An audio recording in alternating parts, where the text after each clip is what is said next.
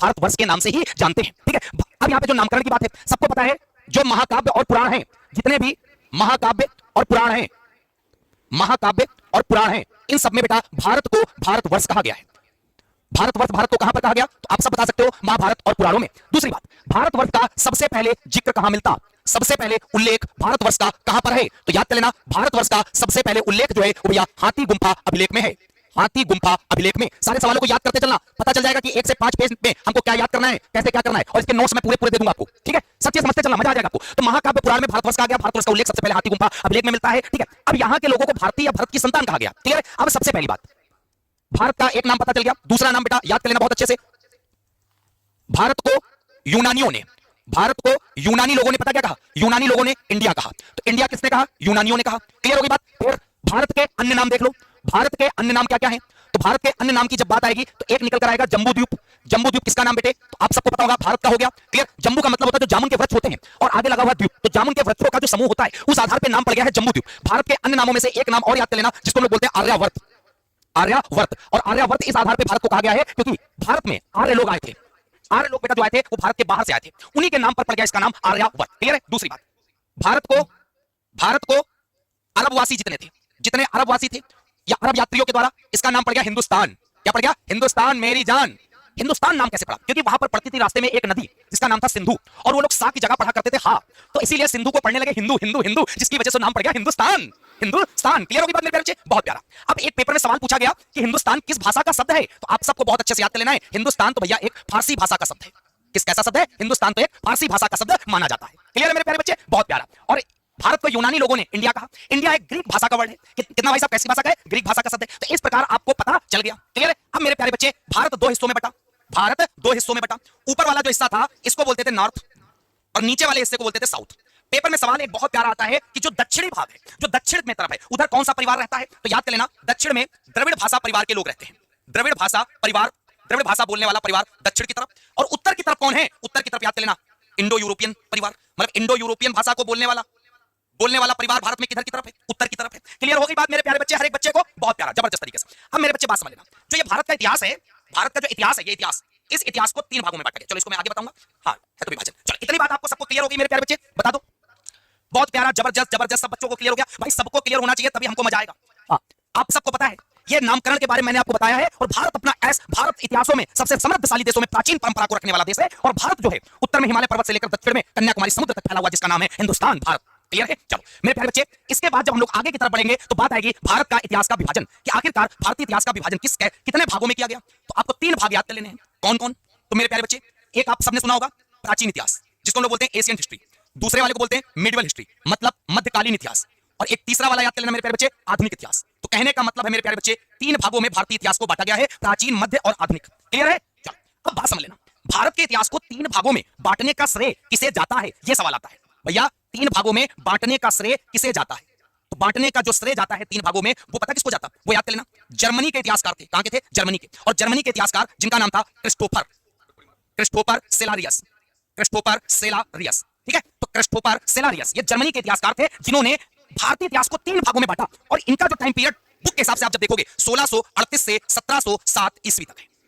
Clear है। तो आपको यह बात तो पता चल गई होगी भाई, नई किताब रखना, नई किताब रटोगे नहीं, किताब दिमाग में जाएगी, दिमाग में, और ऐसी दिमाग में जाएगी कि भूल जाओगे कि और कहीं सब पढ़े भाई, मजा आ जाएगा तुमको। तो भैया इतनी बात क्लियर हो गई। चलो ये भी खत्म। अब आ जाओ प्राचीन भारत। सबसे पहले भैया हमारे जो पहले पेज के अकॉर्डिंग देखोगे तो प्राचीन भारत ही तो देखोगे। ठीक है, अब देखो बताने तो भी इसमें एनसीईआरटी का बहुत समावेश है, लेकिन हमें लूसेंट के हिसाब से चलना है, क्योंकि एक एक चीज हमें खत्म करनी है। ठीक है। हाँ बेटा, अब सबसे पहले यहां लिखा है प्राचीन भारत, और जब प्राचीन भारत लिखा है तो सिंपल सी बात है, प्राचीन भारत को हम डायरेक्ट तो जान नहीं लेंगे। प्राचीन भारतीय इतिहास को जानने के कुछ सोर्स भी तो होने चाहिए, स्रोत भी तो होने चाहिए। तो यही स्रोत हैं। तो ये स्रोत कौन कौन से हैं, तो जरा हम जानते हैं कि प्राचीन भारतीय इतिहास को जानने के स्रोत कौन कौन से हैं। तो 4 स्रोत आपको बहुत अच्छे से याद कर लेने हैं। कौन कौन है, नंबर 1 पे है धर्म ग्रंथ, जो ऐतिहासिक जानकारी प्रदान होती है। दूसरे नंबर पे है ऐतिहासिक ग्रंथ, धर्म ग्रंथ, और दूसरे नंबर पर है ऐतिहासिक ग्रंथ, और तीसरे नंबर पे है विदेशी यात्रियों से मिलने वाली जानकारी, विदेशी यात्रियों से प्राप्त होने वाली जानकारी, ये भी आप याद कर लेना। फिर मेरे प्यारे बच्चे 4 नंबर पे जो है पुरातत्व संबंधी साक्ष्य, पुरातत्व संबंधी साक्ष्य। अभी एक एक के बारे में बस पढ़ते जाएंगे। पहले तो आप ये जान लो कि अब भैया आप खुद ही बता दो, जितने लोग हैं आज के जनरेशन में, जितने लोग हैं, कोई ये बता सकता है कि पहले भारत, क्या पहले के लोग पिज्जा खाते थे, कि पहले के लोग मोमोज खाए थे? कोई बता सकता है? नहीं बता सकता है। क्यों नहीं बता सकता है? क्योंकि उस समय कोई जिंदा ही नहीं था भाई, कोई लेख थे ही नहीं, कोई लिखने के सोर्सेज ही नहीं थे। कि आज के टाइम पे भैया ये पता चल जाए कि 20 साल पहले क्या हुआ था, गूगल में डाल दिया, पता चल गया 1983 का वर्ल्ड कप कपिल देव जी की कप्तानी में भारत ने जीता, 2011 का वर्ल्ड कप महेंद्र सिंह धोनी की कप्तानी में जीता। ये जानकारी मुझे प्राप्त हो गई गूगल से। लेकिन आप डाल के बताओ भला, गूगल बता पाएगा? फोटो दिखा पाएगा? कुछ नहीं कर पाएगा। इसीलिए जो प्राचीन इतिहास होता है, एशियन हिस्ट्री होती है, उसको जानने के जो सोर्सेस होते हैं वो यही है कि वेद पुराण में क्या लिखा है, वो धर्म ग्रंथ हो गए। कुछ लेखकों ने, बड़े बड़े महान इतिहासकारों ने अपने ग्रंथ लिख दिए ऐतिहासिक, उसमें कुछ विदेशी यात्री भारत आए थे, जैसे फायान आए, उन्होंने किताब में लिखा, वेंसांग आए, उन्होंने लिखा, टेसियस आए, टालमी आए, पिलनी आए, डाइमेकस आए, डायनोनिसियस आए, पुरातत्व संबंधी साक्ष्य। मान लो कोई सिक्का है, सिक्का दबा रहेगा, जमीन में खुदाई की गई तो सिक्का मिला, अरे लक्ष्मी जी की आकृति बनी है, अरे समुद्रगुप्त वीणा बजा रहे हैं, तो पता चल रहा कि समुद्रगुप्त वीणावादक थे, समुद्रगुप्त को प्रेम था संगीत से, तभी वीणा वादन करते थे। तो भाई ये सब चीजें हैं जो इनसे हमें पता चलता है। पुरातत्व का मतलब है पुरानी चीजें, पुराने तत्वों से। ठीक है, जैसे आज के तुम्हारे घर में अगर 10 पैसे का सिक्का मिल जाए तो सिक्के को तुम फेंकोगे नहीं, उस सिक्के को जेब में डालोगे और बताया करोगे मेरे पर बाबा इससे भाई साहब 4 किलो चांदी लेकर आए थे। ठीक है, तो कहने का मतलब है कि भैया ये स्रोत हो गए। क्लियर होगी बात? अब इन स्रोतों के अंतर्गत जब आप जाओगे तो पहले नंबर पे जो आपको मिलेगा धर्मग्रंथ और ऐतिहासिक ग्रंथ से प्राप्त होने वाली जानकारी, और उस जानकारी में नाम आता सबसे पहले किसका? वेद का। सबसे पहले नाम किसका आता मेरे प्यारे बच्चे? वेद का। अगर मैं वेद की बात कर लूं तो सबसे पहला पॉइंट याद कर लेना, सबसे प्राचीन मतलब सबसे पुराना धर्म ग्रंथ कौन सा? तो सबसे प्राचीन, सबसे पुराना धर्म ग्रंथ मेरे प्यारे बच्चे वेद को ही माना जाता है। ठीक है, वेदों के संकलनकर्ता कौन थे? वेदों को किसने संकलित किया? तो याद कर लेना, वेदों को यहां पे रचयिता शब्द नाम नहीं लिखेंगे भैया, वेदों को संकलित करने का कार्य, संकलनकर्ता जो थे उनका नाम था महर्षि कृष्ण द्वैपायन वेद व्यास। तो महर्षि कृष्ण द्वैपायन वेद व्यास, तो याद कर लेना मेरे प्यारे बच्चे, वेदों के जो संकलन करता है कौन माने जाते हैं? महर्षि कृष्ण द्वैपायन वेद व्यास। सबसे प्राचीन धर्म ग्रंथ है वेद का, और वेद उपदेश देता है वसुधैव कुटुंबकम, मतलब इस धरती पर रहने वाले सारे लोग अपने। ठीक है भैया, इतनी बात समझ आ गई। दूसरी बात, वेदों को अपौरुषेय कहते हैं, वेदों को अपौरुषेय। अब बहुत सारे तो बच्चे ये कहेंगे सर अपौरुषेय क्या होता है? अपौरुषेय क्या होता है? तो बात समझना, आ का मतलब नहीं, जैसे तुमसे कहें आदर, आदर मतलब सम्मान करना, अनादर आ शब्द लग गया मतलब सम्मान नहीं करना। उसी प्रकार पौरुषेय मतलब, पौरुष मतलब किसी पुरुष द्वारा, अपौरुष मतलब पुरुष द्वारा नहीं। तो भाई जब पुरुष द्वारा नहीं तो किसके द्वारा? तो किसके द्वारा? तो सिंपल सी बात है, अपौरुषेय मतलब हो गया कि भैया पुरुष के द्वारा नहीं, वेद को देवता के द्वारा लिखे गए हैं, वेद तो देवताओं के द्वारा संकलित किए गए, वेद तो देवता के द्वारा लिखे गए हैं। तो आप बता सकते हो वेदों को भाई साहब अपौरुषेय माना गया है। क्लियर है? अब बात समझ लेना, वेद की संख्या जो कही गई है, वेद की जो संख्या मानी गई वो बेटा 4 मानी गई। कितनी? 4। और 4 वेद कौन कौन से हैं? तो क्रम से याद कर लेना, एक है ऋग्वेद और एक है यजुर्वेद, ऋग्वेद, यजुर्वेद और मेरे प्यारे बच्चे सामवेद, और सामवेद के बाद और कौन सा है? अथर्ववेद। तो कुल मिलाकर जब आप देखोगे तो टोटल ये 4 वेद निकल कर आएंगे। पहला सवाल पेपर में आएगा, सबसे प्राचीन वेद बताओ, सबसे पुराना वेद बताओ। तो सबसे प्राचीन, सबसे पुराना ऋग्वेद, सबसे नया, सबसे न्यू वेद, तो उसका नाम है अथर्ववेद। क्लियर होगी बात मेरे प्यारे बच्चे? बहुत मजा आएगा। दूसरी बात बात समझना, जो शुरू के 3 वेद होते, पहली बात तो ये वेदों का क्रम है, जो शुरू के 3 वेद होते, इन 3 वेदों को वेद त्रयी कहते हैं, वेद त्रयी कहते हैं। याद कर लेना, पेपर में सवाल आता भाई, सवाल आता कि वेद त्रयी किसे बोलते? तो आप बता सकते हो वेद त्रयी भाई और किसी को नहीं कहते, अथर्ववेद को छोड़कर जो शुरू के 3 वेद होते हैं उसको हम लोग वेद त्रयी के नाम से जानते हैं। याद कर लेना मेरे प्यारे बच्चे, ये लूसेंट में सवाल नहीं है, ये लूसेंट में सवाल नहीं है, लेकिन बहुत सारे ऐसे भाई ऐसा लूसेंट में सजा ही नहीं है भाई। ठीक है, हाँ क्लियर है? तो कुल मिलाकर वेद त्रयी किसे कहते हैं, अथर्ववेद उसमें नहीं आता। इस चीज को भी तुम्हें पता चल गया होगा, पता चल गया ना? अब मेरे प्यारे बच्चे बहुत ध्यान से बात समझना मेरी बात, इन चारों वेदों को किस नाम से जाना जाता है? इन चारों वेदों को संहिता कहते हैं। तो संहिता किसे कहते हैं? इन चारों वेदों को संहिता कहते हैं। यह भी पेपर में सवाल पूछा गया है भाई साहब, पूछा गया है कि चारों वेदों को क्या कहते हैं? तो संहिता कहते हैं। दूसरी बात, सारे वेदों का एक उपवेद होता है। तो ऋग्वेद का उपवेद क्या है? तो ऋग्वेद का उपवेद है आयुर्वेद। भैया यजुर्वेद का क्या है? तो यजुर्वेद का है धनुर्वेद। ठीक है, सामवेद का क्या है? सामवेद का है गंधर्ववेद। और बेटा बहुत अच्छे से चलना, अथर्ववेद का उपवेद क्या है? अथर्ववेद का है शिल्पवेद। ये सारे उपवेद हैं, ये भी लूसेंट में तुमको नहीं मिलेंगे, ये भी लूसेंट में तुमको नहीं मिलेंगे। ऋग्वेद का उपवेद, आयुर्वेद, यजुर्वेद का उपवेद, धनुर्वेद, सामवेद का गंधर्ववेद, अथर्ववेद का शिल्पवेद, ये चारों के चारों उपवेद हैं भाई साहब। ये अपनी किताब में नोट डाउन कर लेना, वहीं पर जहां पर ऐसे किताब पढ़ लोगे, ये किताब पढ़ लोगे, यहाँ ऋग्वेद मिलेगा तो यहाँ ब्रैकेट में लिख देना उपवेद। जो चीजें मैं आपको बताऊं वो लिख लेना, वेद त्रयी कैसे कहते हैं लिख लेना, वेद त्रयी बराबर इसको हटा के तीनों को। ठीक है, तो कुल मिला के भाई ये भी पूरा मामला हमारा क्लियर हो गया। इसके बाद मैं चारों वेदों के बारे में जानकारी प्राप्त करूंगा, ऋग्वेद, यजुर्वेद, सामवेद, अथर्ववेद। तो मेरे प्यारे बच्चे ठोको ताली अगर तुमको समझ में आया हो तो। ठीक है, तो मैं फिर से बता दे रहा हूं, कमर पे कट्टा, मुंह चोक परताओ, जिला आजाद की धरती अपना जिला उन्नाव। भाई जिले उन्नाव की क्लास चल रही है, और ये मान लेना ये जो क्लास है परचम लहराएगी, और ऐसा परचम लहराएगी कि भैया बच्चों के जुबा पे याद हो जाएगी कि एक क्लास आई थी जिसने ये जो किताब जो जी के खरीदते थे, कोई भी किताब खरीदते होगे, किताब को किसी ने इतने अच्छे तरीके से पढ़ाया नहीं होगा भाई। ठीक, और पढ़ाना तो छोड़ो, याद कराने की गारंटी हमारी, याद कराने की। ठीक है, जो बच्चे कह रहे हैं जिसके पास किताब ना बेटा कुछ ना करो, तुम मेरे पास आ जाओ और मेरी किताब लेकर चले जाओ। ठीक, तुम्हें कुछ नहीं करना है, बस मेरी किताब लेकर लेना है और आकर तुम्हें चले जाना है, और कुछ नहीं करना है, नया कुछ करना ही नहीं भाई। ठीक है, तो मेरे प्यारे बच्चे मजा आया नहीं आया? सब पास, वेरी गुड। तो भैया एक बार सब लोग वीडियो को लाइक कर दो और धमाकेदार तरीके से शेयर कर दो, जबरदस्त तरीके से। हाँ, जितने लोग देख रहे हैं वीडियो को लाइक शेयर हो जाना चाहिए मजे से। सुपरफास्ट एयरटेल एक्सट्रीम फाइबर आपके नए स्मार्ट टीवी को देगा एंटरटेनमेंट जोरदार, नेटफ्लिक्स हो जाना चाहिए मजे से। चलिए, बहुत प्यारा, सबको क्लियर है मेरे प्यारे बच्चे? जबरदस्त, कोई दिक्कत नहीं, बस यही तो चाहते हैं, कोई दिक्कत नहीं हो यार। चलो, कोई दिक्कत नहीं होनी चाहिए। चलो बेटा, 4 वेद हैं, 4 वेद में सबसे पहले नाम किसका था? ऋग्वेद का। ऋग्वेद के बारे में बता दिया, सबसे प्राचीन है, अथर्ववेद सबसे नया है। ठीक है, अब यहीं पे बात समझना बहुत ध्यान से। जो ऋग्वेद है, ऋग्वेद में कितने मंडल हैं लिख लेना, ऋग्वेद में 10 मंडल हैं। ठीक है, कितने श्लोक हैं? 1028 सूक्त, सूक्त को हम लोग श्लोक कहते हैं। कितनी ऋचाएं हैं? 10,462 ऋचाएं मतलब रचनाएं। ठीक है, याद कर लेना, सबसे बड़ा सवाल पेपर में आता क्या आता, जो ये मंडल है बेटा, मंडल जो है, इन मंडल में सबसे बड़ा मंडल बताओ, 10 मंडल में सबसे बड़ा बताओ, सब 10 मंडल में सबसे बड़ा अगर मंडल कहेंगे तो 10वां ही है। 10 मंडल में सबसे बड़े की अगर बात कर ले तो 10वां मंडल है, याद कर लेना। और पेपर में सवाल आता है मेरे प्यारे बच्चे, 10 मंडल में जो तीसरा मंडल है, तीसरा मंडल, तीसरे मंडल में क्या बताया गया, तीसरे मंडल में गायत्री मंत्र का उल्लेख है।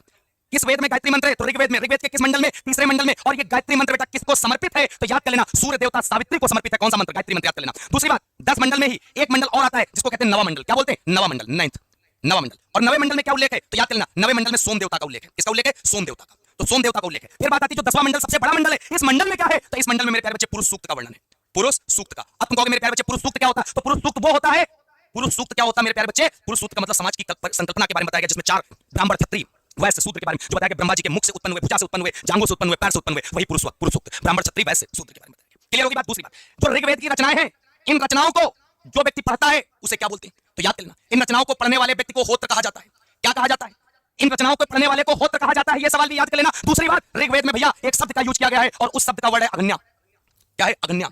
और अगन्या का मतलब क्या होता है, अगन्या का मतलब होता है गाय, और अगन्या का अर्थ होता है मेरे प्यारे बच्चे जिसका कभी वध नहीं किया जाए, वो है अगन्या मतलब गाय। और इसका उल्लेख कहां है, ऋग्वेद में, और ऋग्वेद सबसे प्राचीन है, याद कर लेना। दूसरी बात, ऋग्वेद में ब्रह्मा का तो उल्लेख है, सही का मतलब उल्लेख है, लेकिन ऋग्वेद में आत्मा का उल्लेख नहीं है। तो कितने प्यार से भाई साहब नोट्स बन गए, और तुमको भी वही बुक में ही अंडरलाइन करना जो मैं बताता जा रहा हूं भाई। अगर इतना काम कर लिया ना, पेपर भाई साहब सारे गाड़ दोगे भाई, फाड़ दोगे पेपर भाई साहब, तुम्हारे आसपास भी नहीं भटकेंगे, याद कर लेना। दूसरी बात, इतनी बात समझ में आ गई। अब यहां 2-3 चीज और बता दें ऋग्वेद की, थोड़ा सा ऋग्वेद के बारे में जाता है। ऋग्वेद में भगवान इंद्र के लिए 250 बार उल्लेख है।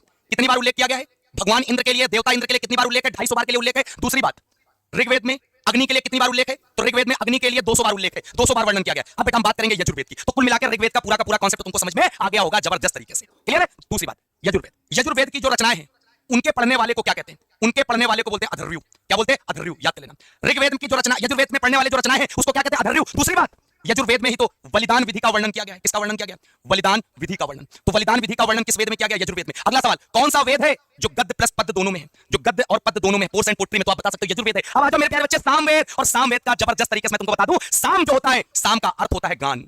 साम का अर्थ होता है बेटा गान, याद कर लेना। साम का अर्थ क्या है, तो साम का अर्थ है गान। ये पेपर में सवाल पूछा गया है, जबरदस्त जबरदस्त जबरदस्त। क्लियर है मेरे प्यारे बच्चे, बहुत प्यारा। अब बात समझ लेना, ऋग्वेद में कितने श्लोक हैं, 1028। क्लियर है। इसी प्रकार सामवेद में कितने सूक्त हैं, सूक्त को ही हम लोग श्लोक के नाम से जानते हैं, और याद कर लेना इसमें सूक्त हैं 1810। कितने सूक्त हैं मेरे प्यारे बच्चे, 1810 सूक्त हैं। और जैसे ऋग्वेद की रचनाओं को पढ़ने वाले को होत्र कहते हैं, यजुर्वेद की रचनाओं को पढ़ने वाले को अधर्व्यु कहते हैं, उसी प्रकार सामवेद की रचनाओं को पढ़ने वाले को क्या बोलते हैं, तो सामवेद की रचनाओं को पढ़ने वाले को मेरे प्यारे बच्चे उदात्त कहते हैं। क्या बोलते हैं, उदात्त, याद कर लेना। उदात्त किसे कहते हैं, सामवेद की रचनाओं को पढ़ने वाले को उदात्त के नाम से जानते हैं, ये चीज याद कर लेना। दूसरी बात, सामवेद को भारतीय संगीत का जनक कहते हैं।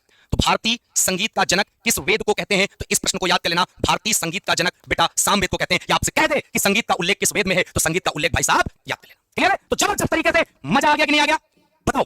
बहुत प्यारा, जबरदस्त तरीके से, बेहतरीन। अब आ जाओ अथर्ववेद, सबसे नया वेद है। इस वेद में कितने कांड हैं, पेपर में सवाल आएगा, तो आप बता सकते हो भैया 20 कांड हैं। और इस वेद में कितने सूक्त हैं, तो सूक्त याद कर लेना 731। मतलब कितने श्लोक हैं भाई साहब, 731 यहाँ है, याद कर लेना जबरदस्त तरीके से। ठीक है। अब बात समझ लेना, 4 चीजें पुरुषार्थ होती हैं, धर्म, कर्म, मोक्ष और काम। तो भैया 4 पुरुषार्थ होते हैं जीवन में, 4 पुरुषार्थ होते हैं। और वो 4 पुरुषार्थ कौन कौन, धर्म, अर्थ, काम और मोक्ष। ये चारों के चारों जो पुरुषार्थ हैं मेरे प्यारे बच्चे, वो किस वेद में बताए गए हैं, ये चारों के चारों पुरुषार्थ को बताया गया है, अथर्ववेद में बताया गया है। याद कर लेना मेरे प्यारे बच्चे, जबरदस्त तरीके, बहुत प्यारा, बेहतरीन। दूसरी बात, अथर्ववेद में मेरे प्यारे बच्चे जादू टोना की बात कही गई है।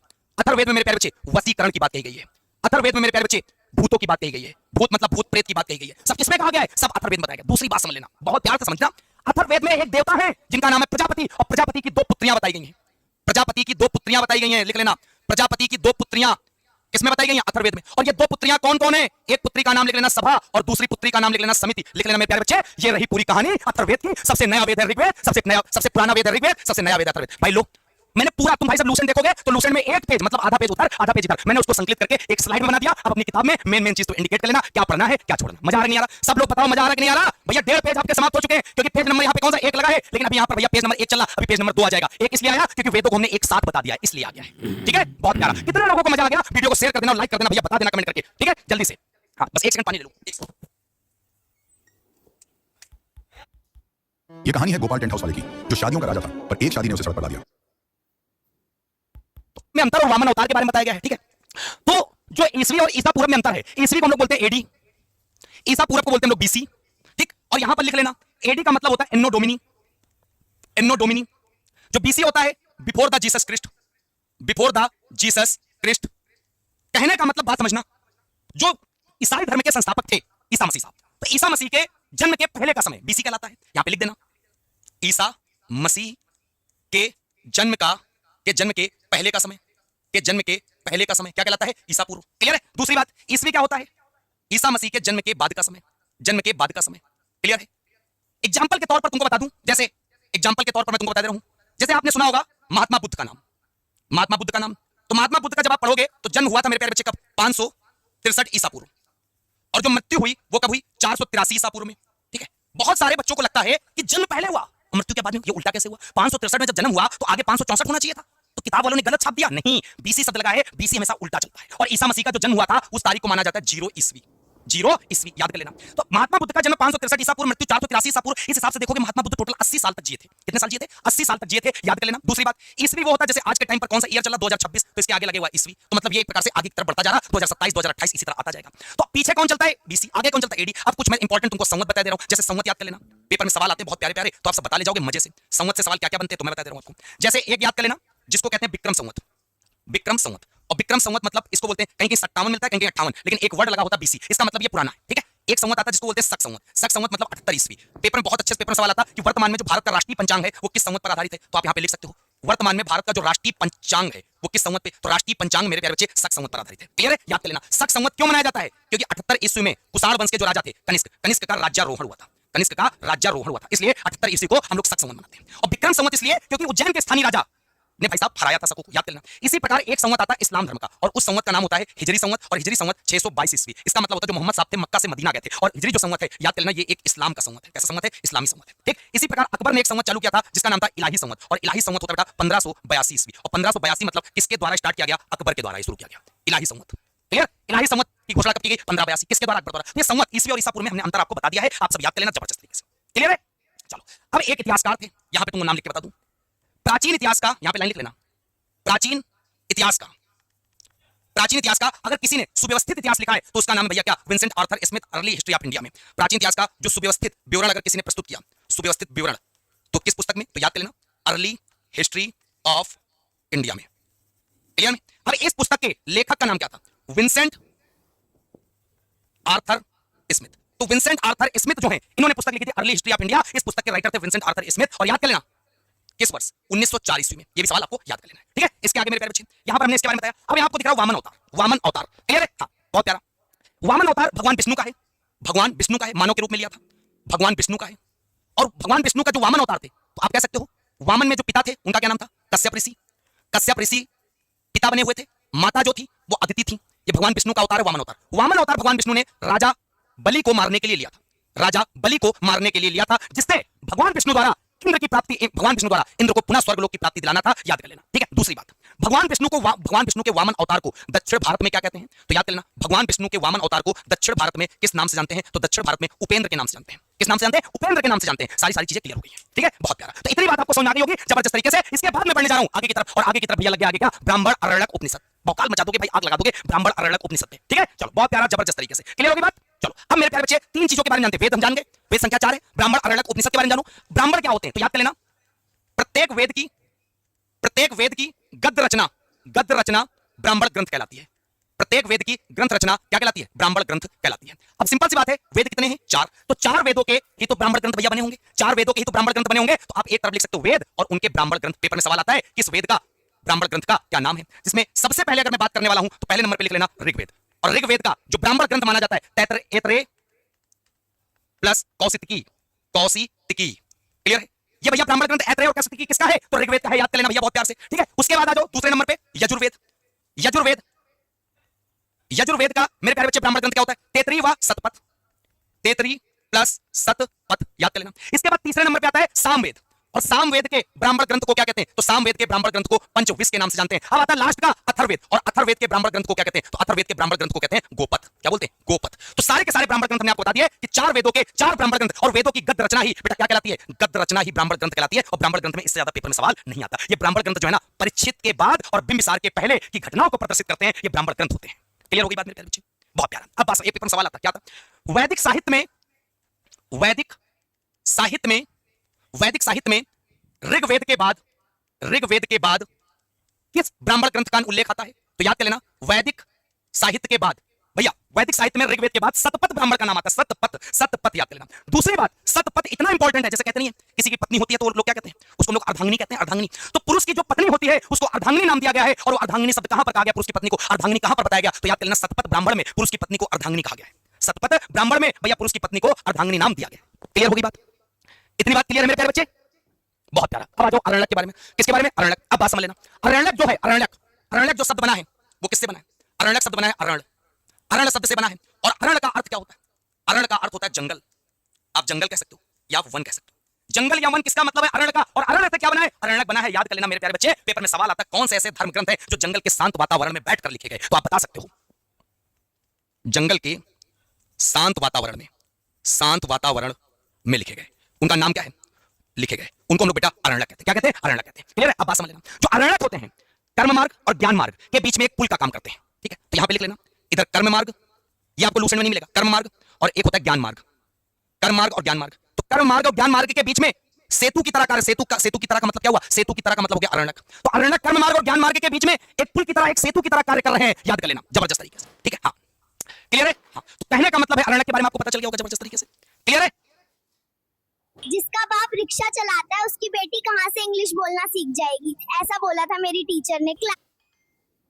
बहुत प्यारा, जबरदस्त तरीके से। ठीक है, अब मेरे प्यारे बच्चे उपनिषद, उपनिषद का जो अर्थ होता है वो होता है गुरु के समीप बैठकर अध्ययन करना। गुरु के समीप बैठकर अध्ययन करना। तो गुरु के समीप बैठकर अध्ययन करना बेटा क्या होता है? तो याद कर लेना मेरे प्यारे बच्चे, गुरु के समीप बैठकर उपनिषद होता है। और उपनिषद की अगर मैं संख्या की बात करता हूं तो उपनिषद की संख्या मेरे प्यारे बच्चे 108 होती है। कितनी होती है? 108 होती है उपनिषद की संख्या। और सबसे इंपॉर्टेंट सवाल, सबसे प्राचीन उपनिषद कौन है? तो सबसे प्राचीन उपनिषद का नाम है छंदोग्य उपनिषद। क्या नाम है? छंदोग्य उपनिषद। क्लियर है? अगला सवाल, एक उपनिषद है जिसको बोलते हैं मुंडको उपनिषद। मुंडको उपनिषद, और मुंडको उपनिषद इतना इंपॉर्टेंट है मेरे प्यारे बच्चे, जहां से भारत का राष्ट्रीय आदर्श वाक्य जिसको कहते हैं सत्यमेव जयते लिया गया है। तो भारत का जो आदर्श वाक्य है भैया सत्यमेव जयते कहां से लिया गया है? मुंडको उपनिषद से लिया गया है। क्लियर है? एक एक सवाल समझते चलना, किसी में बिल्कुल कंफ्यूज नहीं होना, बस आपको पढ़ते चलना मजे से। ठीक है, सुन लो, उपनिषद को ही हम लोग वेदांत कहते हैं। एक शब्द तुमने वेदांग पढ़ा होगा, यहां पे आप पढ़ोगे वेदांग गा, और यहां पे आप पढ़ रहे हो ता। वेदांग और वेदांत, वेदांत, वेदांत का मतलब है वैदिक साहित्य में सबसे अंतिम स्थान आता है, तो वो उपनिषद है भैया, वेदांत है। ठीक, इनको हम लोग ये वैदिक साहित्य का बिल्कुल अंतिम भाग माने जाते हैं। दूसरी बात याद कर लेना मेरे प्यारे बच्चे, एक उपनिषद है जिसको बोलते हैं जबालो उपनिषद। जबालो उपनिषद, और जबालो उपनिषद इसलिए इंपॉर्टेंट है क्योंकि इसमें 4 आश्रम के बारे में बताया गया है। जो मनुष्य के जीवन में 4 आश्रम होते हैं उसके बारे में चर्चा की गई है। और वो 4 आश्रम कौन कौन से होते हैं? तो याद कर लेना है, सबसे पहला होता है ब्रह्मचर्य। ब्रह्मचर्य, और ब्रह्मचर्य जो होता है वो 0 से 25 साल के बीच होता है। फिर आता है गृहस्थ। गृहस्थ जो होता है वो बेटा 25 से 50 साल के लिए होता है। ठीक, उसके बाद आता है मेरे प्यारे बच्चे वानप्रस्थ। वानप्रस्थ, और जो वानप्रस्थ होता है 50 से 75 साल। फिर उसके बाद लास्ट में होता है सन्यास, और जो सन्यास होता है 75 से ऊपर 100 तक। यहीं पर आदमी काम खत्म, क्योंकि मनुष्य की जो मान्यता है वो 100 साल मानी गई है। मेरे प्यारे बच्चे एक बार कमेंट करके बता दो कितने लोगों को ये चीज बिल्कुल बिल्कुल क्लियर हो गई है। मजा आ जाएगा, मजा आ जाएगा भाई साहब, मजा। ठीक है, हाँ बहुत प्यारा, जबरदस्त तरीके से। कितने लोगों को पूरा का पूरा क्लियर हो गया? सब लोग वीडियो को लाइक कर देना, शेयर कर देना, बता देना कितने लोगों को भाई समझ आ गया। बहुत प्यारा भैया, देखो सब लोग वीडियो को लाइक शेयर करना, तभी मजा आएगा। अब बच्चे कुछ कहते हो, कमियां आने लगी इस क्लास में, कमियां निकलने लगी। सर डिटेल में पढ़ाओ, आ गई कमी, पहली कमी आ गई। भाई क्या चाहते हो? इसी तुम ही सारे लोग हो जो हमको डिस्टर्ब करते हो, फिर मैं डिमोटिवेट होता हूं, फिर लगता क्या करूं। अब तुम आ गई कमियां, भाई मार्केट में आया हूं पढ़ाने और मार्केट से भगाने की देरी कर दी तुमने। ठीक है, तो कहने का मेरे प्यारे बच्चे है कि कमी मत निकालो। ठीक है, हाँ चलो क्लियर है, बहुत प्यारा। चलो आगे बच्चे बात करते हैं वेदांग सूत्र पुराण। वेदांग की जब बात करें, पानी दे दो। वेदांग की जब बात करेंगे मेरे प्यारे बच्चे, तो वेदांग याद कर लेना, वेदांग की संख्या है 6। वेदों को भली भांति समझने के लिए जिसकी रचना की गई उसको कहते हैं वेदांग, याद कर लेना। और वेदांग कौन कौन से हैं? तो 6 हैं, शिक्षा, ज्योतिष, कल्प, निरुक्त, छंद, व्याकरण। ये कितने हैं वेदांग? 6, वेदों को भली बात समझने के लिए। क्लियर हो गई बात? तो 6 वेदांग बेटा आप बड़े प्यार से याद कर लेना, ये पेपर में सवाल आते हैं वेदों को भली बात के समझने के लिए। अब आ जाओ सूत्र, कितने सूत्र होते हैं? पहली बार समझ रहे होगे तुम, पहली बार। ठीक है, चलो सूत्र की संख्या है 4। कौन कौन? तो एक याद कर लेना स्रोत सूत्र, स्रोत सूत्र।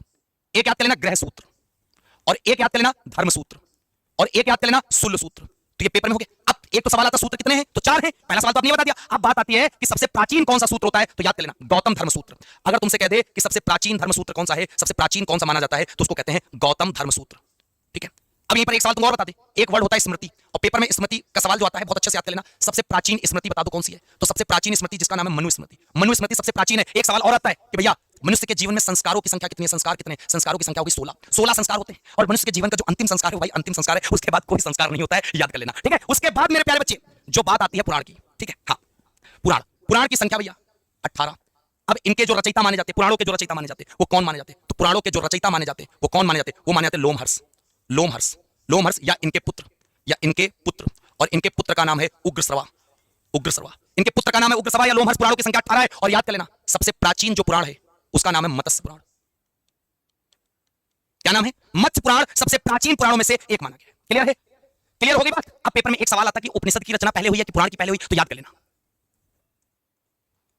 उपनिषदों की रचना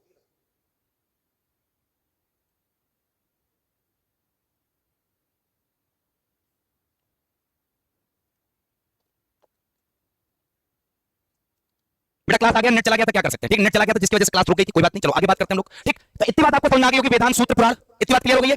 चलिए, हाँ, इंटरनेट फेल हो गया था भाई, जब कुछ अच्छा करो तो दिक्कत तो आएगी ना जीवन में। चलो नेक्स्ट।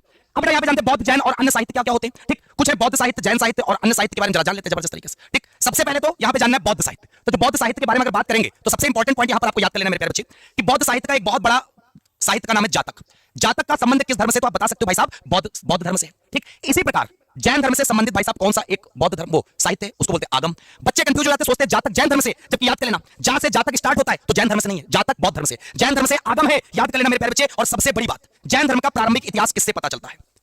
जैन धर्म का जो प्रारंभिक इतिहास होता है, जैन धर्म का जो प्रारंभिक इतिहास होता है वो किससे पता चलता है? तो वो याद कर लेना बेटा कल्पसूत्र से पता चलता है। किससे? कल्पसूत्र से। पेपर में सवाल आता है कि कल्पसूत्र के लेखक कौन थे? तो कल्पसूत्र के लेखक थे भद्रबाहु।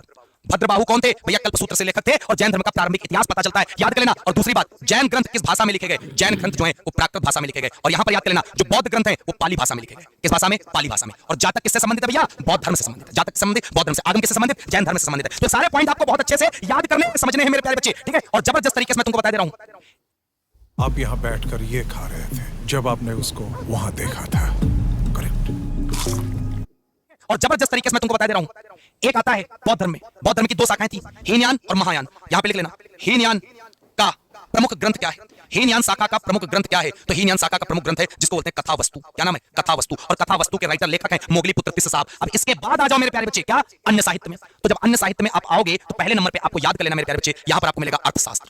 तो अर्थशास्त्र के बारे में आपको याद कर लेना है। अर्थशास्त्र के राइटर जो है ना वो है चाणक्य, जिनको विष्णुगुप्त या कौटिल्य के नाम से जानते हैं, या भारत का मैकियावेली कहते हैं। और इस अर्थशास्त्र का संबंध बेटा किससे है? तो इस अर्थशास्त्र का संबंध राजनीति से है, ये भी याद कर लेना बहुत अच्छे से। फिर यहां पर पेपर में सवाल अगला बनता है क्या मेरे प्यारे बच्चे? राजतरंगिणी एक पुस्तक है। राजतरंगिणी के लेखक कौन है? तो राजतरंगिणी के लेखक है भैया कल्लड़ साहब। और राजतरंगिणी से हमें क्या पता चलता है? राजतरंगिणी से हमें पता चलता है कश्मीर का इतिहास।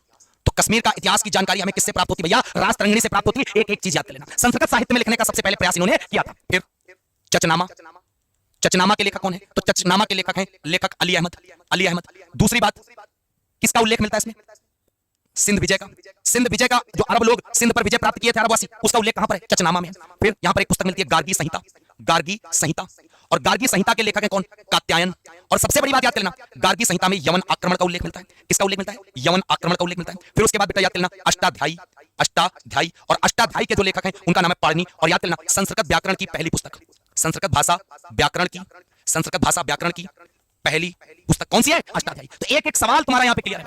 अन्य साहित्य में याद कर लेना, बौद्ध साहित्य में याद कर लेना, और जैन साहित्य में बेटा ये इतनी चीजें याद कर लेना, मजा आ जाएगा। तो इस प्रकार ये भी तुमको क्लियर हो गया, तो अब जाकर तुम्हारा मामला यहां पर बन गया क्या बेटा? बहुत अच्छे से याद कर लेना क्या बन गया? तो धर्म ग्रंथ और ऐतिहासिक ग्रंथ क्लियर हो गया। अब बारी है विदेशी यात्रियों से जानकारी की। और पेज नंबर देखते चलो बेटा, पेज नंबर हम लोग 3 पहुंच चुके हैं। 3, ठीक, अब 3 पे ही रहेंगे, 3 पे ही रहेंगे। अब सबसे पहले यहां पे नाम आता है विदेशी यात्रियों से मिलने वाली जानकारी कि विदेशी यात्रियों ने भाई साहब भारत के बारे में क्या क्या बताया। ठीक है, भारत के बारे में क्या क्या बताया। तो सबसे पहले विदेशी यात्री एक माने जाते हैं यूनानी रोमन लेखक। तो यूनानी रोमन लेखक में सबसे पहले नाम आता है टेसियस का। और टेसियस के बारे में पेपर में सवाल याद कर लेना। एक सवाल आता है ये ईरान का राजवैद था। तो ईरान का राजवैद कौन था? तो बेटा टेसियस था, याद कर लेना। और इसने भारत के संबंध में अपनी जानकारी प्रदान की है। हेरोडोटस याद कर लेना, इसे इतिहास का पिता कहते हैं। इतिहास का पिता इसे बोलते हैं हेरोडोटस को। और हेरोडोटस की पुस्तक पूछी जाती है, बुक। उस बुक का नाम है क्या? हिस्टोरिका। हिस्टोरिका किसकी पुस्तक है? हेरोडोटस की है। क्लियर? अगला मैगस्थनीज। मैगस्थनीज ने एक पुस्तक लिखी थी, बुक, और उस बुक का नाम था इंडिका, याद कर लेना। और सबसे बड़ी बात, मैगस्थनीज किसके दरबार में आया था? तो मैगस्थनीज आया था चंद्रगुप्त मौर्य के दरबार में। इसने मौर्य साम्राज्य के बारे में पूरा का पूरा उल्लेख किया था। मैगस्थनीज किसका राजदूत था? पेपर में सवाल आता है। तो मैगस्थनीज जो राजदूत था वो था सेलुकस निकेटर का। और सेलुकस निकेटर कौन था? तो सेलुकस निकेटर बेटा सिकंदर का सेनापति था। क्लियर है? फिर टालमी। टालमी की एक पुस्तक पूछी जाती है। इन्होंने कौन सी पुस्तक लिखी थी? तो इन्होंने एक पुस्तक लिखी थी भारत का भूगोल। क्लियर है? ये किसकी पुस्तक मानी जाती है? टालमी की। तो इतने पॉइंट इधर के क्लियर हो गए। इसके बाद आगे बात प्लिनी की। प्लिनी की पुस्तक, बुक का नाम है नेचुरल हिस्ट्री। तो नेचुरल हिस्ट्री बेटा किसकी पुस्तक थी? तो नेचुरल हिस्ट्री याद कर लेना प्लिनी साहब की। उसके बाद बात आती है डाइमेकस की। और डाइमेकस के बारे में बहुत अच्छा सवाल याद कर लेना। इनका सवाल आता किसके दरबार में आए थे? तो याद कर लेना बिंदुसार के दरबार में। बिंदुसार के दरबार में। बिंदुसार बेटा मौर्य वंश का राजा था, चंद्रगुप्त मौर्य का बेटा था। क्लियर है? और ये किसका राजदूत था? डाइमेकस। तो सीरिया के राजा अंतियोकस का राजदूत था। डायनोनिसिस याद कर लेना किसके दरबार में आया था? तो डायनोनिसिस जो आया था बेटा बहुत अच्छे से याद कर लेना अशोक के दरबार में आया था। मिस्र के राजा फिलाडेल्फियस का राजदूत था ये। क्लियर है? इतनी चीज याद कर लेना। अब एक पुस्तक और है, उस बुक का नाम है, ये बुक है बेटा, ये बुक है। और इस बुक का नाम क्या है? Periplus of the Erythraean Sea. Periplus of the Erythraean Sea. Erythraean Sea. तो Periplus of the Erythraean Sea, ये जो बुक है इसके राइटर अज्ञात हैं, कोई राइटर नहीं, और इसमें बंदरगाह और समुद्र के बारे में बताया गया। ठीक है, हाँ। तो कहने का मतलब है इस प्रकार यूनानी रोमन लेखक आपको क्लियर हो गए। इसके बाद आ जाओ चीनी लेखक, और चीनी लेखक में सबसे पहला नाम आता है फायान का। किसका? फायान का। और फायान का पेपर में सवाल यह आता, सब चीनी लेखक हैं, कि फायान बेटा किसके दरबार में आया था? तो फायान आया था चंद्रगुप्त द्वितीय के दरबार में। किसके दरबार में? चंद्रगुप्त द्वितीय के दरबार में। और एक गुप्त वंश का राजा था चंद्रगुप्त द्वितीय, याद कर लेना। फायान भारत में 14 साल रहा। भारत में कितने साल रहा? 14 वर्ष तक बेटा फायान भारत में रहा, याद कर लेना। ठीक, और इसने मध्य प्रदेश की जनता को सुखी और समृद्ध बताया, याद कर लेना। कहां की जनता को बताया इसने सुखी और समृद्ध? मध्य प्रदेश की। मध्य प्रदेश की जनता को सुखी और समृद्ध बताया फायान ने। फायान के बाद अगला बेटा जो चीनी लेखक है उसका नाम है संयुगन। संयुगन, संयुगन, संयुगन भी एक प्रकार से चीनी यात्री था जो भारत आया था, और याद करना 3 साल तक रहा और बौद्ध धर्म का प्रचार प्रसार किया। कहां पर? भाई साहब भारत में। संयुगन हो गया। संयुगन के बाद बहुत अच्छे से याद कर लेना वेनसोंग, और वेनसोंग के बारे में बहुत अच्छे से याद कर लेना। किसके दरबार में आया था? तो वेनसोंग बेटा आया था, पता किसके दरबार में? हर्षवर्धन के दरबार में। वेनसोंग हर्षवर्धन के दरबार में आया था। और याद कर लेना मेरे प्यारे बच्चे, वेनसोंग की एक बुक पेपर में बहुत अच्छी आती है जिसको बोलते हैं सीयूकी। सीयूकी। और एक पेपर में सवाल और आता है कि सीयूकी में इसने अपने यात्रा वृतांत के बारे में पूरा पूरा बताया है, और इस पुस्तक में कितने देशों का विवरण मिलता है? तो याद करना 138 देशों का विवरण वेनसोंग ने इस पुस्तक में दिया है, याद कर लेना मेरे प्यारे बच्चे। ठीक है, और वेनसोंग ने पढ़ाई कहां पर की थी? किस विश्वविद्यालय में? तो याद करना नालंदा विश्वविद्यालय। और नालंदा जो यूनिवर्सिटी है वो कहां पर है? बिहार में, जिसको कुमारगुप्त प्रथम ने बनवाया था, बख्तियार खिलजी ने नष्ट करवाया था। तो वेनसोंग के बाद जो अगला बेटा बहुत अच्छे से याद कर लेना, 4 नंबर पे दो अगले चीनी लेखक हैं, उनका नाम है इत सिंह। क्या नाम है? इत सिंह, याद कर लेना। ठीक, और इत सिंह भी नालंदा विश्वविद्यालय विक्रमशिला विश्वविद्यालय में पढ़ाई की थी, याद कर लेना। ठीक है, तो कुल मिला के इतनी चीज आपको क्लियर हो गई है जबरदस्त तरीके से। तो बेटा ठोक दो एक बार लाइक, और सब लोग शेयर कर दो कि मजा आ रहा है कि नहीं आ रहा, तो और मजा आ जाएगा। ठीक, इसके बाद आ जाओ बहुत अच्छे से पूरा तत्व। सिया याद रोहन जी हेल्प की। गॉड, रड़का Rohan. Ask him nicely, yeah.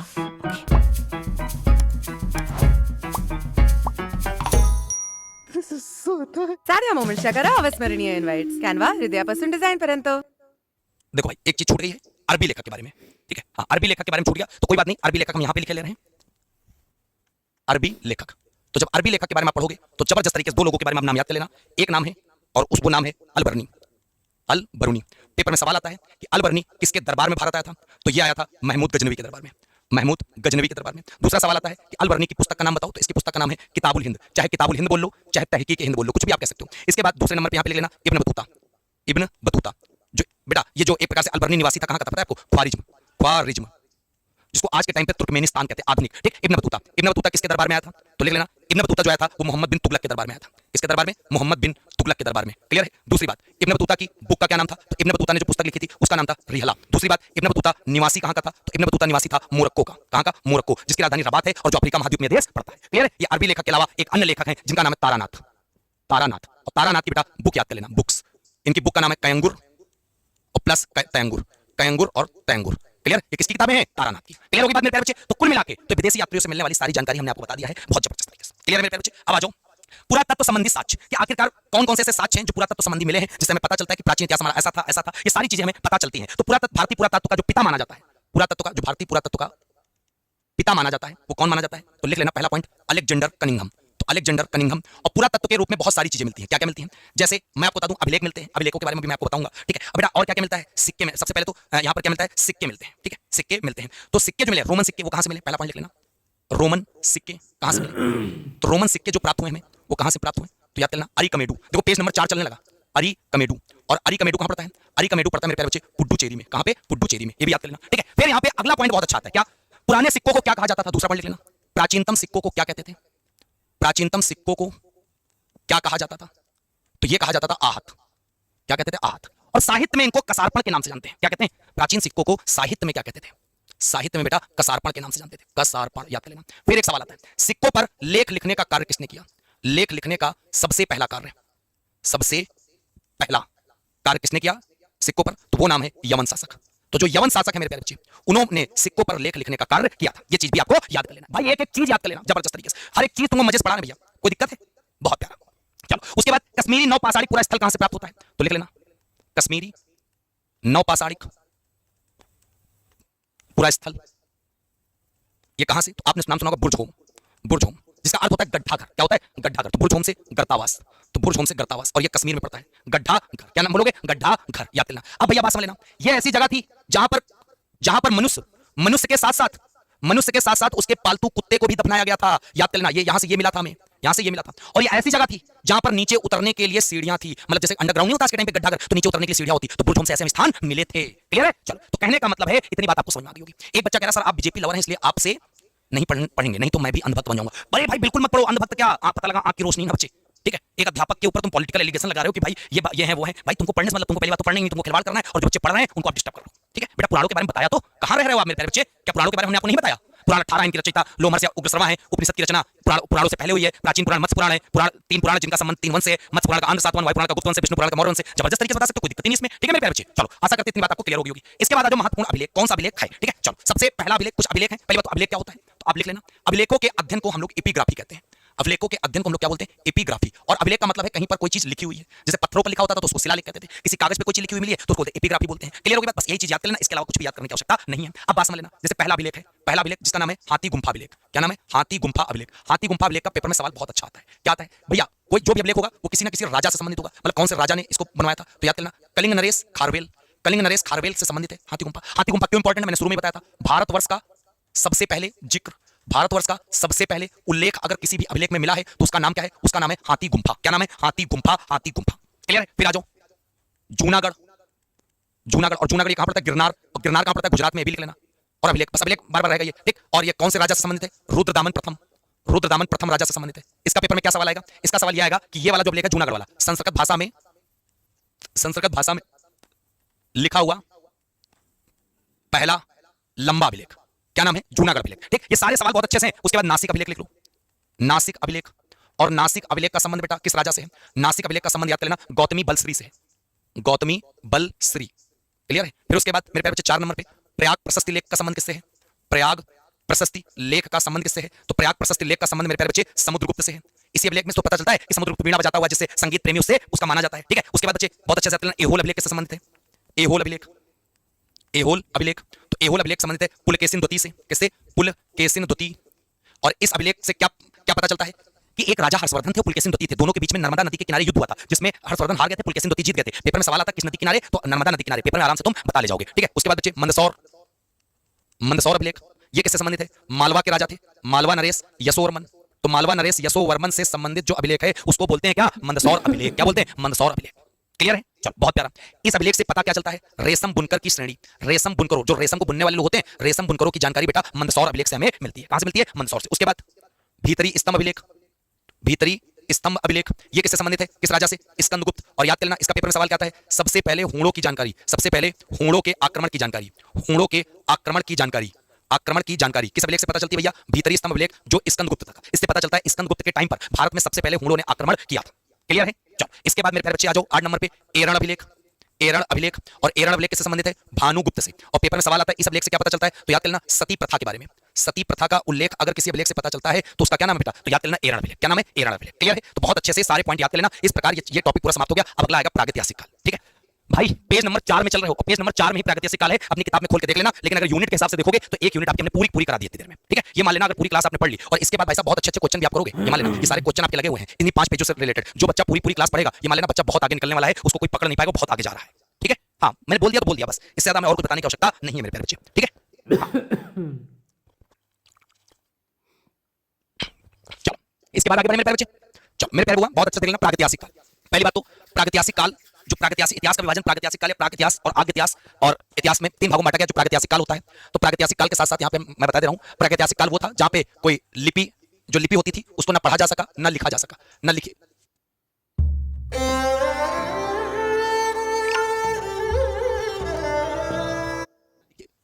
लिपि, पहली बात तो लिपि की खोज ही नहीं हुई और ना लिपि पढ़ी जा सकी, मतलब लिपि का कोई भी मिल नहीं रहा था। प्रागैतिहासिक काल के बाद बात आती है आग ऐतिहासिक काल की। आग ऐतिहासिक काल की, तो जब आग ऐतिहासिक काल की बात आएगी तो इसमें जो लिपि है ना, लिपि खोजी तो गई लेकिन वो लिपि पढ़ी नहीं जा सकी। ठीक, फिर उसके बाद बात आती है ऐतिहासिक काल की। ऐतिहासिक काल की, तो ऐतिहासिक काल में तुमको ये याद कर लेना है जो लिपि थी वो पढ़ी भी गई और पहली बात तो खोजी तो गई, मतलब पढ़ा भी गया और खोजी भी गई, मतलब लिखा भी गया। तो इसको हम लोग बहुत अच्छे से आप कह सकते हो कि प्रागैतिहासिक काल वो है जिसमें ना लिपि पढ़ी जा सकी ना खोजी जा सकी, प्रागैतिहासिक काल है। और आग ऐतिहासिक काल बता सकते हो, ऐतिहासिक काल बता सकते हो। प्रागैतिहासिक काल के अंतर्गत भाई साहब 3 चीजें आती हैं। इसी को हम लोग पाषाण काल के नाम से बोलेंगे। क्या बोलेंगे? पाषाण काल, स्टोन एज। और स्टोन एज 3 भागों में बटा है, कौन कौन? तो आपको याद कर लेना है पूरा पाषाण काल, पूरा पाषाण काल, मध्य पाषाण काल, मध्य पाषाण काल, और एक आ जाता है मेरे प्यारे बच्चे नव पाषाण काल। क्या आ जाता है? नव पाषाण काल। तो ये चीज याद कर लेना बहुत अच्छे से। ठीक है, हाँ। अब पाषाण काल का मतलब ये हुआ कि ये ऐसा काल है जहां पर पत्थर ही सब कुछ है, पत्थर ही सब कुछ है, ठीक, पत्थर ही सब कुछ है। पत्थर भाई साहब आपस में रगड़ी है तो आग बनी है, पत्थर से शिकार किया है, पत्थर ही सब कुछ है, पत्थर के अलावा कुछ भी नहीं है यहाँ पर, ये मान चलिए आप। अब आ जाओ पूरा पाषाण काल। जब आप पूरा पाषाण काल पढ़ोगे तो पूरा पाषाण काल में आपको याद कर लेना है, जो भैया पत्थर होता था उसको आपस में जब रगड़ा जाता था तो उससे चिंगारी उत्पन्न होती थी, उससे आग आता था। पहली बात तो पूरा पाषाण काल में याद कर लेना मेरे प्यारे बच्चे। यहाँ पे जो सबसे इंपॉर्टेंट चीज है वो शिकार, मनुष्य जो अपना काम करता था वो सिर्फ शिकार करता था, कहां पर, पूरा पाषाण काल में। और जो आग की खोज हुई है वो किस काल में हुई है, तो वो भी बेटा याद कर लेना, पूरा पाषाण काल में हुई है, ठीक। पेपर में सवाल बस इतने ही आते हैं कि पूरा आग की खोज किस काल में, तो आप बता सकते हो पूरा पाषाण काल में। शिकार मनुष्य जो करता था किस काल में, तो भाई साहब इसी में, क्लियर है। इसके अलावा जो मुख्य जीविका का आधार था वो शिकार ही था, ठीक, याद कर लेना। और यही एक प्रकार से मनुष्य का उस समय मनोरंजन हुआ करता था, जैसे आज के टाइम पे मनोरंजन होता है, मैच खेलना, गेम खेलना, क्रिकेट खेलना, बहुत सारी चीजें हो गई, उस समय भाई साहब यही था, उसके अलावा कुछ भी नहीं था, आग इसी में आएगी, ठीक है। फिर उसके बाद बहुत अच्छे से जो मध्य, एक प्रकार से मध्य पाषाण काल में क्या होगा, क्या हुआ, चलो मध्य पाषाण काल में, तो मध्य पाषाण काल में बहुत अच्छे से याद कर लेना मेरे प्यारे बच्चे। इसमें क्या हुआ, मनुष्य ने पालतू पशु बनाना, जानवरों को पालतू पशु बनाना स्टार्ट कर दिया, और पहला पालतू पशु जो था उसका नाम था कुत्ता। क्या नाम था, कुत्ता, याद कर लेना। और दूसरा पॉइंट बहुत अच्छे से, किस काल में, मध्य पाषाण काल में, किस काल में मनुष्य के अस्थि पंजर का पता चलता है, तो मध्य पाषाण काल में। तो जब पशु पालना चालू कर दिया इसने कुत्ते को, तो नौ पाषाण काल में जाके मनुष्य क्या करने लगेगा, नौ पाषाण काल में भैया मनुष्य करने लगेगा खेती, कृषि, याद कर लेना। उसने मतलब उन पशुओं की सहायता से खेती करना भी शुरू कर दिया, बहुत अच्छे से याद कर लेना, क्लियर है। हाँ, बहुत प्यारा, जबरदस्त तरीके से। उसके बाद मेरे प्यारे बच्चे स्थायी निवास की प्रवृत्ति। स्थायी निवास की प्रवृत्ति का मतलब समझते हो, एक जगह घर बनाकर वो रहने लगा, ये नहीं कि आज यहाँ रह रहा, आज वहाँ रह रहा, ऐसा कुछ नहीं। स्थायी निवास की प्रवृत्ति किस काल में आई बेटा, नौ पाषाण काल में, ठीक, ये भी पॉइंट याद कर लेना। सबसे अगला पॉइंट, मनुष्य द्वारा खोजी गई पहली धातु कौन सी थी, तो पहली धातु थी मेरे प्यारे बच्चे तांबा। पहली धातु मनुष्य ने कौन सी खोज दी थी, तांबा। तांबा धातु का प्रयोग किया था, और याद कर लेना तांबे से बनी पहली औजार कौन सी मानी जाती है, तांबे धातु से बनी पहली औजार, जिसको बोलते हैं एक्स। एक्स का मतलब होता है यहाँ पे कुल्हाड़ी, ना कि एक्स बॉयफ्रेंड, एक्स गर्लफ्रेंड, गलत मत समझना, ठीक है, क्योंकि तुम्हारा दिमाग बहुत तेज चलता है। चलो, कुल्हाड़ी की प्राप्ति कहां पर हुई, पेपर में सवाल आता है, तो कुल्हाड़ी की प्राप्ति हुई बेटा अतिरंपक्कम, अतिरंपक्कम, याद कर लेना मेरे प्यारे बच्चे, ठीक है, कुल्हाड़ी की प्राप्ति। तो ये मनुष्य की पहली धातु खोजी गई थी और औजार हो गया। अब जब इसने खेती करना स्टार्ट की तो मनुष्य द्वारा उपजाई गई पहली फसल बताओ, तो फसल की अगर बात करेंगे तो भैया गेहूं आप बता दोगे, गेहूं के बाद अगर बात करोगे तो कामा करके जौ आप याद कर लेना, ठीक। लेकिन मनुष्य द्वारा एक प्रकार से प्रयोग किया गया, पहला जो एक प्रकार से प्रयुक्त अनाज था वो चावल था, लेकिन पहली फसल गेहूं थी, और गेहूं ऑप्शन ना मिले तो आप जौ लगा देना, क्लियर है। तो इतनी बात आपको समझ आ गई मेरे प्यारे बच्चे। हाँ, कृषि के लिए अपनाई गई पहली फसल गेहूं ही थी, प्रयुक्त अनाज चावल था, ठीक है। चलो, उसके बाद बहुत अच्छे से पेपर में सवाल आता है, खेती की बात हो गई, कृषि की बात हो गई, पेपर में सवाल आता है कृषि के पहले साक्ष्य कहां से मिले, कृषि के पहले साक्ष्य कहां से प्राप्त होते हैं, तो खेती के पहले जो साक्ष्य मिलते हैं बेटा वो मेहरगढ़ से प्राप्त होते हैं। कहां से, मेहरगढ़। मेहरगढ़ कहां पड़ता है, बलूचिस्तान में पड़ता है, कहां पे, बलूचिस्तान में, ये भी याद कर लेना, ठीक है। सबसे पहले जो साक्ष्य मिलते हैं, और गेहूं की खेती मिलते हैं। अगर यहीं पे तुमसे कहते खेती में धान की खेती के पहले साक्ष्य कहां से मिले, धान की खेती के पहले साक्ष्य, तो धान की खेती के अगर पहले प्रूफ, पहले साक्ष्य जो अगर बात कर दे कहां से, तो आप याद कर लेना उसका नाम है कोल्ड हवा। क्या नाम है, कोल्ड हवा। और कोल्ड हवा कहां पड़ता है मेरे प्यारे बच्चे, उत्तर प्रदेश, यूपी में पड़ता है कोल्ड हवा, जहां पे इसके साक्ष्य मिले, ठीक है, याद कर लेना। मेहरगढ़ से ही मनुष्य के स्थायी जीवन के साक्ष्य मिलते हैं, और मेहरगढ़ में ही मनुष्य के साथ साथ बकरी को भी दफनाया गया था। किसको, बकरी को, ठीक है।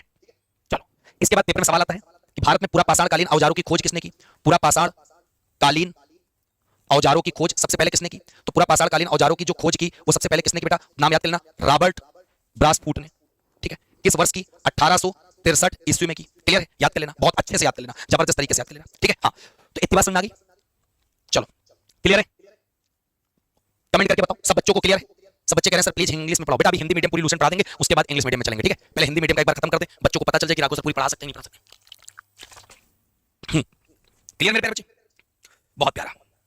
चलो आगे देखते हैं, सब लोग लाइक कर देना भैया, ठीक है। चलो, भारत में पहले, फिर अगला पॉइंट, भारत में ये है सुनीता की कहानी, जो शादी के बाद अपनी नौकरी छोड़कर घर संभालने लगी थी। भारत में मानव संबंधी जो अस्थिपंजर या साक्ष्य, आप मानव संबंधी सबसे पहला प्रमाण अगर तुमसे कहा जाए कहां से प्राप्त हुआ, तो याद कर लेना वो स्थान है नर्मदा घाटी। नर्मदा घाटी जो है मानव संबंधी पहला प्रमाण मिला है। फिर यहाँ पे एक सवाल याद कर लेना, एक पेपर में सवाल आता, भीमबेटका की गुफाएं। भीमबेटका की गुफा के बारे में आपको यहाँ पे याद कर लेना है। क्या याद कर लेना मेरे बच्चे, भीमबेटका गुफा के बारे में आपको ये याद कर लेना मेरे बच्चे कि पहली बात ये किसके लिए प्रसिद्ध है, तो भीमबेटका की जो गुफाएं प्रसिद्ध हैं वो शैल चित्र के लिए, मतलब वहां की दीवारों पर बहुत अच्छे अच्छे चित्र बने थे, उसके लिए फेमस है।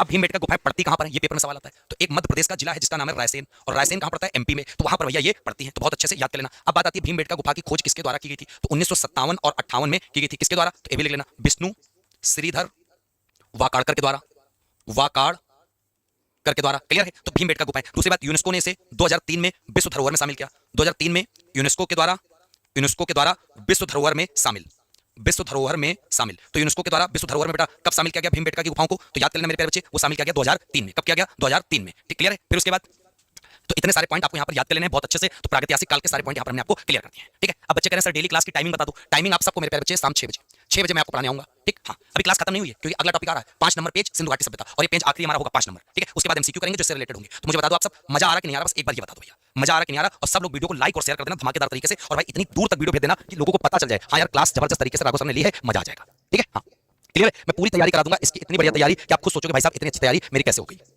सब लोग एक बार वीडियो को लाइक कर दो, शेयर कर दो, तो हमको मजा आ जाए कि भैया सारे बच्चे हमारे प्यार से पढ़ रहे हैं आनंद से, ठीक है। हाँ, सबको बहुत अच्छे से जबरदस्त तरीके से बेहतरीन चलो इसके बाद बच्चे 5 नंबर पेज पे जो सिंधु सभ्यता, ठीक। तो जब सिंधु सभ्यता की बात आती है तो सिंधु सभ्यता इसलिए इसको बोलते हैं क्योंकि सिंधु नदी के किनारे डेवलप हुई थी। दूसरी बात, इसी सभ्यता को हम लोग बोलते हैं हड़प्पा सभ्यता। हड़प्पा सभ्यता इसको इसलिए कहते हैं मेरे प्यारे बच्चे क्योंकि सबसे ज्यादा जो अवशेष है वो हड़प्पा नामक स्थान पर पाए गए थे, ठीक है, याद कर लेना। अगली बात कि बेटा इस सभ्यता में एक धातु मिलती है कांस्य युगीन सभ्यता, कांस्य युगीन, इसलिए इसका नाम पड़ जाता है कांस्य युगीन सभ्यता। तो ये सब के सब इसके नाम है। जो कांसा है बेटा, कांसा एक प्रकार से मिश्र धातु होती है, याद कर लेना।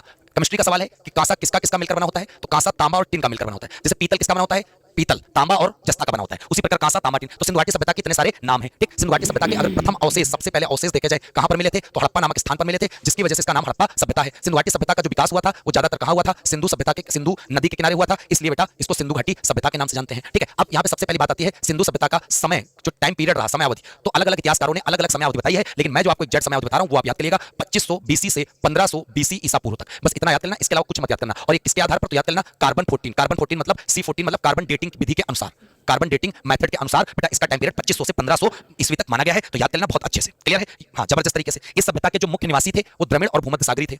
जो बेटा इस सभ्यता के मुख्य निवासी थे वो कैसे थे, तो याद कर लेना द्रविड़ और भूमध्य सागरी, द्रविड़ प्लस भूमध्य सागरी। और इस सभ्यता का जो विस्तार हुआ वो कितने देशों में रहा, तो इस सभ्यता, पहली बात तो याद कर लेना ये सबसे प्राचीन सभ्यता थी, सबसे विश्व की जितनी भी पुरानी सभ्यताएं सब में से सबसे पुरानी थी। इस सभ्यता की अगर आपसे कह दिया जाए आकृति कैसी है, तो हमने इस चिन्ह बना दिया, आप इससे बता सकते हो ट्रायंगल फॉर्म, मतलब त्रिभुजाकार इस सभ्यता की आकृति थी। ये भी आपको याद कर लेना है, ठीक है। सबसे ज्यादा नगर सिंधु नदी किनारे खोजे गए, सिंधु सभ्यता कहलाती है। दूसरी बात, इस सभ्यता को प्रथम नगरी क्रांति के नाम से जानते हैं कि प्रथम नगरी क्रांति किसे कहते हैं, तो बड़े प्यार से याद कर लेना प्रथम नगरी क्रांति हम लोग सिंधु घाटी सभ्यता को कहते हैं। ये भी सवाल याद कर लेना जबरदस्त तरीके से, क्लियर होगी बात मेरे प्यारे बच्चे। फिर इससे पता चलता है सिंधु सभ्यता कैसी थी, तो नगरी सभ्यता थी। ये बताने की आवश्यकता नहीं है कि गांव की थी कि नगर की थी, तो जबरदस्त तरीके से बता सकते हो, बेहतरीन तरीके से, ठीक है। अब सिंधु नदी के, सिंधु सभ्यता के चारों तरफ के आपको स्थल बताने हैं कि चारों दिशाओं में इसका विस्तार की अगर बात करेंगे 3 देशों में विस्तार रहा है, इंडिया, अफगानिस्तान और पाकिस्तान। इंडिया, अफगानिस्तान और पाकिस्तान 3 देशों में भैया विस्तार रहा है किसका, तो याद कर लेना सिंधु घाटी सभ्यता का, ठीक है। हाँ, सबसे ज्यादा विस्तार इंडिया में रहा है, ठीक, तो याद कर लेना। अब 4 दिशा में इसका विस्तार था, तो उत्तर दिशा में कौन सी, अगर तुमसे कहा जाए उत्तर दिशा में कौन सा स्थान पड़ता है, जो दिशा पड़ती है सिंधु घाटी सभ्यता की, तो उसका नाम है मांडा। क्या नाम है भैया, मांडा, ठीक। हाँ, उत्तरी अगर स्थल की बात करें तो मांदा याद कर लेना, मांदा। और मांदा पेपर में सवाल आएगा किस नदी के किनारे, तो याद कर लेना चिनाब नदी किनारे, जो जम्मू एंड कश्मीर में पड़ेगा, क्लियर है। फिर उसके बाद अगर तुमसे कह दिया जाए इधर, ये वाली होगी उत्तरी दिशा, इधर वाली दिशा कौन सी लगेगी, इधर लगेगी पूर्वी। पूर्वी की दिशा की बात करेंगे तो सिंधु घाटी सभ्यता का जो पूर्वी स्थल था उसका नाम क्या था, आलमगीरपुर। आलमगीरपुर जो है वो मेरठ में पड़ता है, ठीक है। और अगर तुमसे नदी कह दे तो हिंडन नदी किनारे, और तुमसे कह दे हिंडन नदी किस नदी की सहायक नदी है, तो आप ये भी बता देना हिंडन नदी मेरे प्यारे बच्चे यमुना नदी की सहायक नदी मानी जाती है। और अगर तुमसे कह दे कि बेटा एक प्रकार से सिंधु घाटी सभ्यता का पश्चिमी स्थल बताओ, तो पश्चिमी स्थल का नाम क्या होगा, सुतकांगे डोर। और सुतकांगे डोर जो है किस नदी किनारे, दास नदी किनारे, किस नदी किनारे, दास नदी किनारे, सुतकांगे डोर, क्लियर है। तो ये सवाल भी आपका क्लियर हो जाएगा। फिर सिंधु घाटी सभ्यता का दक्षिणी स्थल की बात करेंगे तो दैमाबाद। और दैमाबाद कहां है, तो बहुत अच्छे से बता सकते हो महाराष्ट्र। मेकअप सीखना है और शायद आप मेकअप आर्टिस्ट बनने का भी सोच रहे हैं, पर मेकअप के बेसिक्स कहाँ से सीखें, जैसा बता सकते हो महाराष्ट्र, ठीक। ये किस नदी किनारे, प्रवरा नदी किनारे। प्रवरा नदी किसकी सहायक नदी है, तो प्रवरा नदी भैया गोदावरी की सहायक नदी के रूप में मानी जाती है। अब पेपर में सवाल आता है स्वतंत्रता के बाद सबसे ज्यादा स्थल भारत में कहां खोजे गए, स्वतंत्रता के बाद सबसे ज्यादा स्थल भारत में कहां पर प्राप्त हुए सिंधु घाटी सभ्यता के, तो स्वतंत्रता के बाद मतलब 1947 के बाद, तो भैया वो राज्य आप लगा देना गुजरात, क्लियर है। अगर मैं तुमसे कहूं सबसे बड़ा स्थल सिंधु सभ्यता का कौन सा था, तो सबसे बड़े स्थल की अगर बात करेंगे तो उसका नाम निकल कर आएगा मोहनजोदड़ो। मोहनजोदड़ो, लेकिन भैया पड़ता कहां पर है, पाकिस्तान में, जिसका अर्थ होता है मृतकों का टीला। लेकिन अगर यहीं पे तुमसे कह दिया जाए सबसे बड़ा स्थल भारत में बताओ, भारत में बताओ, क्योंकि मोहनजोदड़ो सिंधु घाटी सभ्यता का तो पार्ट है, लेकिन वर्तमान में पाकिस्तान में। सबसे बड़ा स्थल भारत में बताओ, तो उसका आप नाम बताओगे राखीगढ़ी, जो हरियाणा के हिसार जिले में पड़ता है। कहां पे, हरियाणा के हिसार जिले में। दूसरी बात, राखीगढ़ी किस नदी किनारे, तो आप बता सकते हो घग्गर नदी किनारे। यहीं पे मोहनजोदड़ो किस नदी किनारे, सिंधु नदी किनारे। सिंधु घाटी सभ्यता का सबसे बड़ा नगर पूछा जाए तो मोहनजोदड़ो होता ना, लेकिन भारत में सबसे बड़ा नगर पूछा जाए तो राखीगढ़ी घग्गर नदी किनारे, क्लियर होगी बात। तो इस प्रकार आपको इतनी चीजें याद कर लेनी है। इसके बाद मेरे प्यारे बच्चे जब 5 नंबर पे आगे पेज में आप जब आगे पढ़ रहे होगे तो बहुत अच्छे से याद कर लेना सिंधु सभ्यता का एक स्थान है जिसको बोलते हैं धौलावीरा। और धौलावीरा पड़ता कहां पर मेरे प्यारे बच्चे, गुजरात। पेपर में सवाल आता है पहली ऐसी साइट है, पहली साइट जिसे यूनेस्को ने विश्व धरोहर सूची में शामिल किया, विश्व धरोहर सूची में 2021 में शामिल किया, 2021 में शामिल किया किसे, तो भैया याद कर लेना धौलावीरा को। किसको, धौलावीरा को, क्लियर है। जबरदस्त तरीके से आप बता सकते हो, बेहतरीन तरीके से ये आपका सवाल हो जाएगा, क्लियर। सबसे बड़ा स्थल बता दिया भारत का भी, सबका भी। अब याद कर लेना सिंधु घाटी सभ्यता का सबसे बड़ा बंदरगाह बताओ, सबसे बड़ा बंदरगाह जिसको हम लोग डाकयार्ड भी बोलेंगे, पोर्ट भी बोलेंगे, तो नाम याद करना लोथल। लोथल कहां पड़ेगा मेरे प्यारे बच्चे, गुजरात। जीजे का मतलब गुजरात। लोथल किस नदी किनारे, तो याद करना भोगवा नदी किनारे। किस नदी किनारे, भोगवा नदी, क्लियर है। ये भी सवाल आपको क्लियर हो गया, सारे पॉइंट याद करते चलना। फिर एक सवाल आता है मोहनजोदड़ो, तो मोहनजोदड़ो के बारे में आपको बता दूं, मोहनजोदड़ो जो है बहुत अच्छे से याद कर लेना कि मोहनजोदड़ो की अगर आपसे कह दिया जाए किस नदी किनारे, तो मोहनजोदड़ो मेरे प्यारे बच्चे सिंधु नदी किनारे। किस नदी किनारे, सिंधु। मोहनजोदड़ो की खोज किसने की, तो मोहनजोदड़ो खोज की तो याद कर लेना राखल दास बनर्जी ने, राखल दास बनर्जी ने। फिर यहीं पर याद कर लेना किस वर्ष की, तो बेटा 1922 में की, ठीक। मोहनजोदड़ो का अर्थ क्या होता है, तो मोहनजोदड़ो का अर्थ होता है मृतकों का टीला। और सिंधु घाटी सभ्यता का सबसे बड़ा नगर है, मैं ऑलरेडी बता चुका हूं। पड़ता कहां पर है, पाकिस्तान में पड़ता है। कहां पड़ता है भैया, पाकिस्तान में पड़ता है। कौन, मोहनजोदड़ो। ये भी आपको अच्छे से क्लियर हो गया। मोहनजोदड़ो भैया बहुत अच्छे से याद कर लेना यहां से क्या क्या मिला है, क्या क्या प्राप्त हुआ मोहनजोदड़ो से। तो मोहनजोदड़ो से एक याद कर लेना, विशाल स्नानागार प्राप्त हुए। और स्नानागार ऐसे थे कि जहां पर नीचे उतरने के लिए सीढ़ियां बनी होती थी, और सीढ़ियां ऐसी थी और उसमें कुएं से निकाल कर पानी भरा जाता था। ठीक है, याद कर लेना। और यहां से क्या मिला, यहां से पुरोहितों का आवास मिला है, जहां पर मतलब पंडित लोग रहते थे, उनके घर भी यहीं से मिले हैं। ठीक है, स्नानागार के साथ साथ इसमें बड़े बड़े अन्न भंडार, जहां पर खाने पीने का सामान रखा रहता था, अन्नागार। फिर चमकता हुआ बंदर का चित्र मिला है, चमकता हुआ बंदर का चित्र, ये भी कहां से मिला है, तो ये भी मेरे प्यारे बच्चे मिला है कहां से, तो याद कर लेना मोहनजोदड़ो से। क्लियर है, याद कर लेना। फिर 16 मकानों का एक बैरक मिला है, 16 मकानों का बैरक। तो 16 मकानों का जो बैरक मिला वो कहां से मिला भैया, मोहनजोदड़ो से मिला। ठीक, कांसे की नर्तकी की मूर्ति मिली है, लिख लेना, कांसे की नर्तकी की मूर्ति, ये भी कहां से प्राप्त हुई हमें, मोहनजोदड़ो से मिली है। तो सारे पॉइंट हमने यहां पर आपको क्लियर कर दिए हैं जबरदस्त तरीके से। क्लियर है सब बात। चलो अब मोहनजोदड़ो से एक जो मेन चीज मिली है, एक सील मिली है जिसमें 4 मुख देवता पशुपतिनाथ की मूर्ति मिली है। तो लिख लेना, सील मतलब मोहर, एक मोहर प्राप्त हुई है। इस मोहर पे याद कर लेना किस देवता की मूर्ति, पशुपतिनाथ, पशुपतिनाथ की मूर्ति इस मोहर पर मिली है। ठीक, अब पशुपतिनाथ की बात आई है तो इसमें जो है, इसमें जो मेन सवाल क्या आता है, इसमें एक प्रकार से चारों तरफ 4 पशु के नाम है, भैंसा, हाथी, गैंडा, चीता और भैंसा। लिख लेना, हाथी, गैंडा, चीता और भैंसा, इन सबके चित्र भी इसमें प्राप्त हुए हैं। तो इस प्रकार अभी सिंधु घाटी सभ्यता समाप्त नहीं हुई मेरे प्यारे बच्चे, लेकिन जो 5 नंबर पेज तक यहां तक है, बस यहीं तक पढ़ाएंगे। तो